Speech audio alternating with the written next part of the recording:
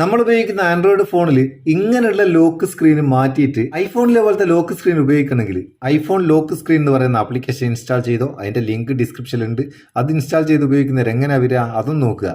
Install ചെയ്തിട്ട് അതൊന്ന് open ചെയ്യുക. ഓപ്പൺ ചെയ്യുന്ന നേരം ഈ ലോക്ക് സ്ക്രീനിൽ എന്തൊക്കെ ആക്സസ് ചെയ്യണമെന്ന് ഇവിടെ കാണിക്കും. അത് നമുക്ക് ആവശ്യമുള്ളത് സെലക്ട് ചെയ്യുക. ഫോണ്, മീഡിയ ഫയൽ, ക്യാമറ ഏതൊക്കെ വേണമെന്നുള്ളത് സെലക്ട് ചെയ്ത് കൊടുക്കുക. അതിനുശേഷം ഇവിടെ കണ്ടിന്യൂ കൊടുക്കുക. അതിനുശേഷം എനേബിൾ ഡിസേബിൾ ലോക്ക് സ്ക്രീൻ എന്നുള്ള ഈ ഭാഗം ക്ലിക്ക് ചെയ്തിട്ട് നമുക്കൊരു പാസ്വേഡ് സെറ്റ് ചെയ്യാം. ഒരു പാസ്വേഡ് ഞാനിവിടെ സെറ്റ് ചെയ്ത് 2 പ്രാവശ്യം അടിക്കണം. അത് കൺഫേം ചെയ്യാൻ അത്രയും ചെയ്താൽ മതി.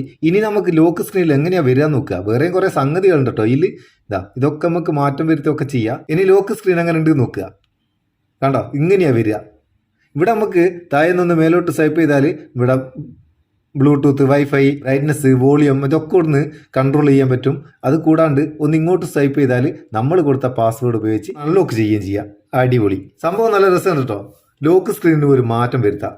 ഇഷ്ടപ്പെട്ടിട്ടുണ്ടെങ്കിൽ ഒരു ലൈക്ക് കൊടുത്തേക്ക്. പാവം നമുക്കൊരു ബൂസ്റ്റ് ആയിക്കോട്ടെ. നമുക്ക് അടുത്ത വീഡിയോയിൽ നല്ല സെഗ്മെന്റ് കാണാം. നിങ്ങളെ സ്വന്തം Muthoos Meppayur. Thank you so much.